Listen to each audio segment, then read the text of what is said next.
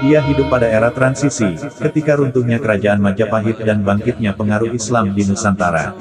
Sosok tersebut bernama Arya Damar. Namanya tercatat di banyak naskah kuno Nusantara, dan juga tercatat dalam naskah-naskah kuno Cina. Dalam studi kontemporer, Islam diperkirakan sudah masuk ke Nusantara sejak abad ke-7 Masehi. Namun baru kembang dan menjadi agama populer di Nusantara pada abad ke-13 sampai 14 Masehi. Menariknya, sebagian besar sejarawan sependapat bahwa Islam menyebar di Nusantara dengan cara damai. Ini tentu saja merupakan anomali dari sejarah penyebaran Islam di banyak negara di dunia, di mana umumnya Islam menyebar oleh penaklukan atau invasi. Ini juga mungkin yang menjadi sebab umat Islam Nusantara merasa asing dengan dakwah Islam yang keras, garang dan intoleran. Dilihat dari konteksnya, abad 13 sampai 14 Masehi adalah era di mana pengaruh kerajaan-kerajaan Hindu Jawa mulai meredup di Nusantara, dan di sisi lain terjadi kebangkitan pengaruh tokoh-tokoh Islam di seluruh kepulauan Nusantara. Mereka dalam waktu relatif singkat berhasil memanjat tangga sosial dengan cara yang lunak. Mereka menikah dengan elit kekuasaan, dan beberapa di antaranya dipercaya memegang jabatan kunci di sejumlah wilayah. Demikianlah secara garis besar proses transisi kebudayaan itu terjadi. Cerita sederhana ini hanya bermaksud mengulas salah satu tokoh yang kedudukan dan kiprahnya tidak mungkin dinafikan dalam mengisahkan sejarah perkembangan Islam di Nusantara pada abad krusial ini.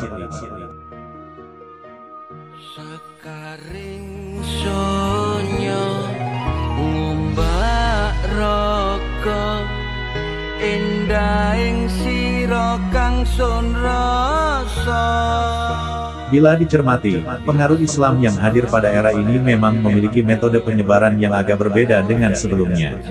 Bila sebelumnya Islam datang dalam bentuk komunitas atau keluarga, pada masa ini, Islam masuk ke Nusantara dengan didukung pengaruh diplomasi antar negara yaitu Kerajaan Majapahit dengan dinasti Ming di Cina dan Champa di Vietnam.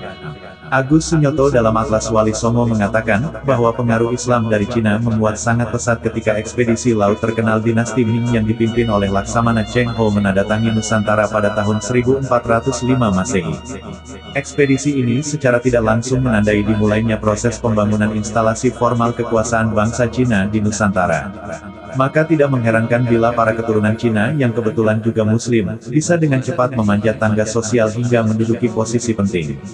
Salah satu hasil perkawinan bangsa Cina dengan Ningrat Majapahit itu adalah Arya Damar, tokoh sentral yang akan kisahkan dalam cerita ini. Dia adalah pangeran Majapahit dari ibu yang berdarah Cina. Naskah dari Klenteng Sampokong Semarang menyebutkan kedudukannya sebagai kapten Cina, yang bertanggung jawab atas segala urusan orang-orang Cina di Palembang dan babat-babat lokal mengisahkan kiprahnya dalam membantu Majapahit. Dia adalah tokoh yang pertama dikunjungi Sunan Ampel sebelum ke Majapahit, dan dia juga menjadi ayah tiri dari Raden Patah yang kemudian menjadi Sultan Demak yang pertama.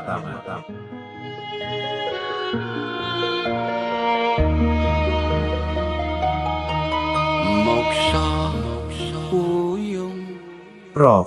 Dr. Slamet Muljana dalam karyanya berjudul, Runtuhnya Kerajaan Hindu Jawa dan Timbulnya Negara-Negara Islam di Nusantara. Salah satu yang cukup membingungkan adalah terkait asal-usul Arya Damar yang dikisahkan oleh Babat Tanah Jawi. Di mana pada episode kisah tentang Raden Patah, disebutkan bahwa Raden Patah adalah putra Prabu Brawijaya, yang juga ayahnya Arya Damar, dari hasil perkawinannya dengan seorang putri Cina yang berasal dari negeri Champa. Akan tetapi, keberadaan putri Cina ini tidak dikehendaki oleh Permaisuri Endang Samitapura. Akhirnya, Sang Prabu memutuskan untuk mengusir putri Cina itu dari Majapahit. Ketika akan diusir, diketahui bahwa putri Cina tersebut sedang mengandung putra Kertabumi. Untuk memastikan keselamatannya, maka Sang Prabu menyerahkan putri Cina tersebut kepada Arya Damar yang ketika itu sedang menunggu angin timur untuk berangkat ke Palembang. Kisah selanjutnya, putri Cina ini dinakahi oleh Arya Damar. Dan putra Prabu Kertabumi yang lahir dari putri Cina tersebut dikenal dengan nama Raden Patah. Dengan demikian, bila merujuk pada naskah Babat Tanah Jawi, hubungan kekerabatan antara Arya Damar dengan Raden Patah cukup rumit. Karena di samping Arya Damar adalah ayah tiri dari Raden Patah, dia juga merupakan kakak seayah Raden Patah. Arya Damar dalam historiografi Nusantara memiliki jasa yang sangat besar pada Majapahit. Dalam cerita tutur Jawa Bali bertajuk Yusana Jawa dan Pamacanga, dikisahkan bahwa Arya Damar adalah pahlawan yang berhasil menaklukkan seluruh Bali pada masa pemerintahan Rani Suhita. Adanya kisah ini tidak bisa ditafsirkan lain selain bahwa pada masa itu di Bali terjadi pemberontakan. Karena sejak era Gajah Mada, seluruh wilayah Bali sudah berhasil ditundukkan oleh Majapahit. Setelah menaklukkan Bali, Arya Damar dikisahkan berhasil menumpas pemberontakan yang terjadi di Pasundiri. Kemudian, Arya Damar juga ikut dalam upaya memedamkan pemberontakan yang dilakukan oleh Bre Daha putra Bre Wirabumi pada tahun 1434 Masehi. Menurut para raton, dalam pemberontakan yang dilakukannya, Bre Daha bahkan sempat menguasai istana Majapahit. Dari sederet prestasi dan jasanya pada Majapahit, sangat wajar bila kemudian nama Arya Damar banyak tercatat di dalam naskah-naskah kuno Nusantara. Setelah berkiprah di Majapahit, Arya Damar mendapat tugas untuk menjadi penguasa di Palembang. Menurut Agus Sunyoto, alasan kepindahan Arya Damar ke Palembang oleh Rani Suhita, terkait erat dengan dinamika politik yang berlangsung di internal kerajaan Majapahit. Di bawah pemerintahan Rani Suhita, Majapahit menghadapi sejumlah pemberontakan di berbagai daerah. Agus Sunyoto melanjutkan, penyingkiran tokoh-tokoh penting dan berjasa di dalam kerajaan ini secara signifikan menggerus kekuatan Majapahit. Palembang pada masa itu bukanlah wilayah yang secara otoritatif dimiliki oleh Majapahit. Agus Sunyoto mengkonfirmasi data dari catatan dinasti Ming mendapatkan bahwa Palembang pada masa itu sedang dikuasai para petualang dan perampok Cina sejak era Liang Tao Ming yang dilanjutkan Chen Sui, Si Qingqing, dan Si Cisun, yang semuanya berkuasa di wilayah tersebut layaknya raja. Dengan kata lain, penempatan Arya Damar di Palembang lebih mirip sebuah upaya pembuangan terhadap sosok ini. Karena untuk menjadi penguasa Palembang, Arya Damar harus terlebih dahulu menyingkirkan para perampok yang berkuasa di wilayah tersebut. Kekuasaan Rani Suhita berakhir pada tahun 1447 Masehi, yang juga menjadi tahun wafatnya. Karena dia tidak dikaruniai putra, maka kedudukannya digantikan oleh adik laki-lakinya yang bernama Dyah Kertawijaya, yang naik tahta dengan nama Abhiseka, Sri Prabu Kertawijaya Wijaya Parakramawardhana. Dalam babat Tanah Jawi, dia disebut dengan nama Raden Alit dan bergelar Prabu Brawijaya V. Menurut Agus Sunyoto, penyebutan istilah Brawijaya V dalam babat Tanah Jawi ini bisa dipahami. Berdasarkan urutan para penguasa yang memerintah Majapahit, Kertawijaya adalah raja laki-laki kelima yang memerintah secara sah di kerajaan tersebut, yaitu Sri Prabu Kertarajasa Jawayardhana, Raden Wijaya, Sri Prabu Jayanegara, Sri Prabu Rajasa Negara, Hayam Wuruk, Sri Prabu Wikramawardhana, dan Sri Prabu Kertawijaya.